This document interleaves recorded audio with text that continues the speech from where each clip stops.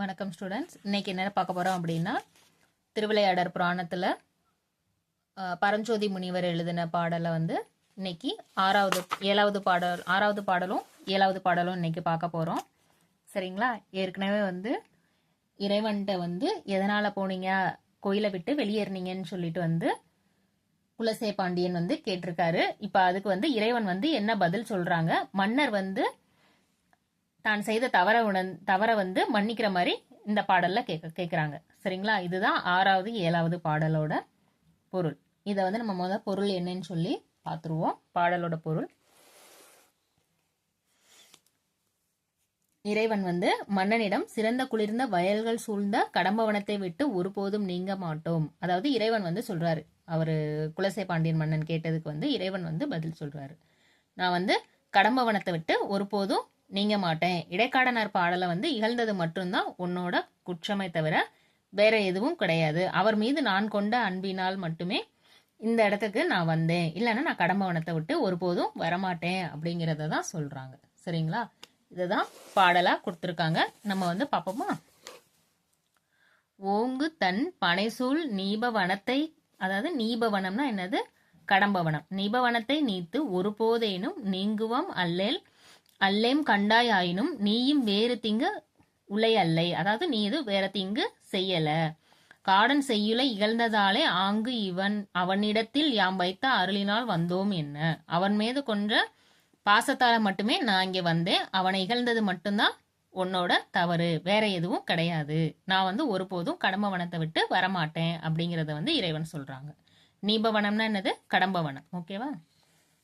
அடுத்து மன்னன் தன் பிழையை பொறுத்து அருள்மாறு இறைவனிடம் வேண்டிக்கிறாங்க. சரிங்களா? அதை எப்படி கேட்கிறாங்க அப்படிங்கறத பொருள்ல பார்ப்போம். அடுத்து செய்யுளை ரீட் பண்ணுவோம்.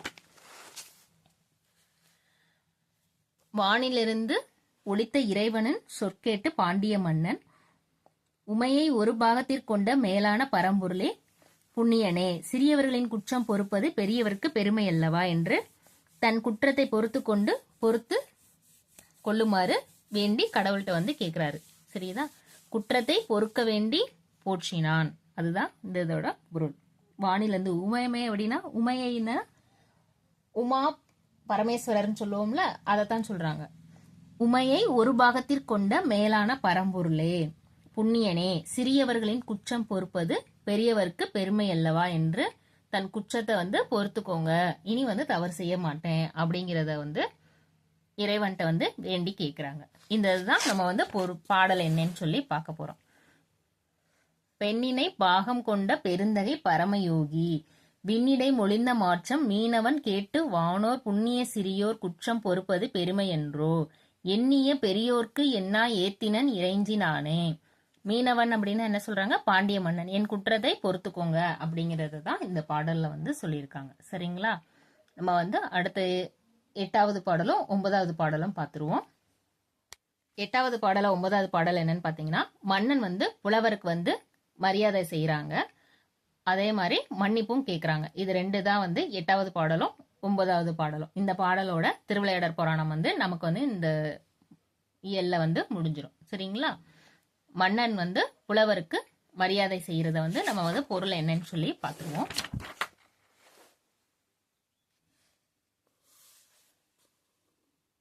மன்னனது மாளிகை வாளையும் கமுகும் சாமரையும் வெண்ணிறம் மேல்விதானமும் விளக்கும் உடையது.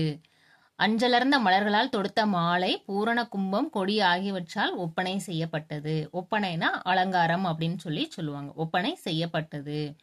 போற்றத்தக்க ஒளியுடைய மணிகள் பதிக்கப்பட்டது. அதாவது போற்றத்தக்கனா நம்ம தங்கம் வைடூரியம் அந்த மாதிரி சொல்லுவோம்ல, அந்த மாதிரி போற்றத்தக்க ஒளியுடைய மணிகள் பதிக்கப்பட்டது. அங்குள்ள புலவர்கள் சூழ அறிவை அணிகலன்களாக பூண்ட இடைக்காடனாரை மங்களமாக ஒப்பனை செய்து பொன் இருக்கையில் விதிப்படி அமர்த்தினான். சரிங்களா?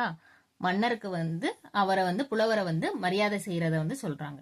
மன்னனது மாளிகை வாளையும் கமுகும் சாமரையும் வெண்ணிற மேல்விதனமும் விளக்கும் உடையது. அஞ்சலர்ந்த மலர்களால் தொடுத்த மாலை பூரண கும்பம் கொடி ஆகியவற்றால் ஒப்பனை செய்யப்பட்டது, அலங்காரம் செய்யப்பட்டிருக்கிறத சொல்றாங்க. அரசவை இந்த மாதிரி எல்லாம் அழகா பூக்களாலையும் தோரணங்கள் மற்றும்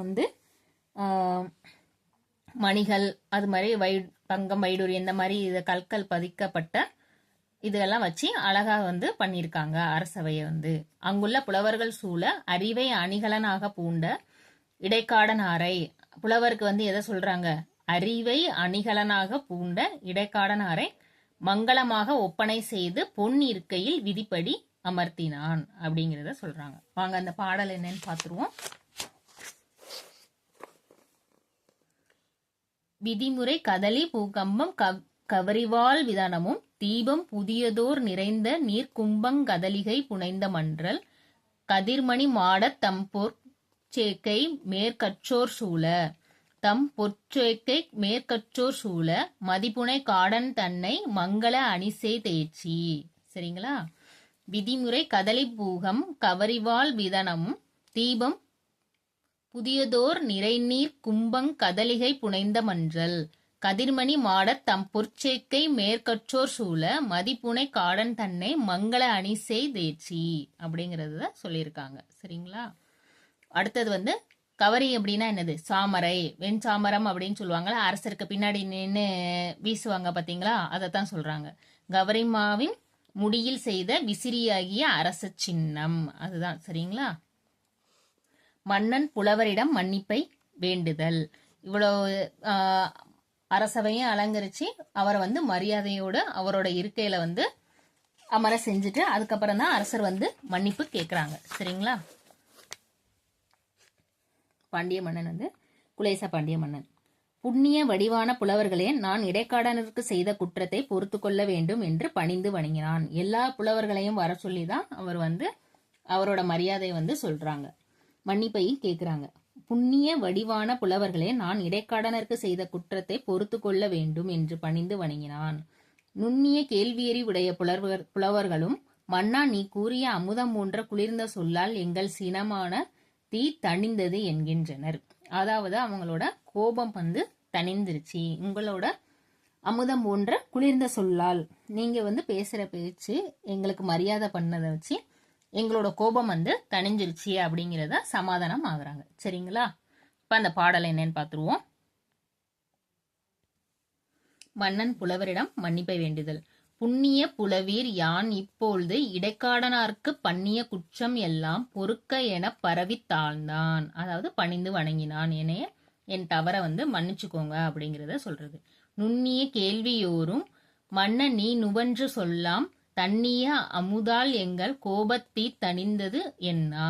அதாவது உன்னோட சொல் வந்து அமுதமான சொல் வந்து எங்களோட கோபத்தீய வந்து தணிச்சிருச்சு அப்படிங்கறத சொல்றாங்க. நுவன்ற அப்படின்னா சொல்லிய, என்ன அப்படின்னா அசைச்சொல் அப்படிங்கறத சொல்றாங்க. சரிங்களா?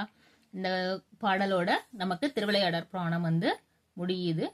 இதுல இருந்து பாடல்ல இருந்தே தான் நமக்கு கேட்பாங்க. ஸோ பொருளையும் பாடலையும் புரிஞ்சு படிச்சுட்டீங்க அப்படின்னா இந்த பாடல்ல இருந்து எந்த மாதிரி கேள்வி கேட்டாலும் உங்களுக்கு வந்து கதையாவே நீங்க மனசுல வச்சுக்கிட்டு படிச்சு வந்தீங்க அப்படின்னா எந்த மாதிரி கேள்வி சிறிய கொஸ்டின்ல கேட்டாலும் பெரிய கொஸ்டின்ல கேட்டாலுமே உங்களுக்கு வந்து ஆன்சர் எழுத தெரியும். ஒவ்வொரு ஸ்டெப்பா எதுக்கு அடுத்து யார் என்ன கேட்குறாங்க அப்படிங்கிறத தெளிவா படிச்சுக்கோங்க. All the best students. By.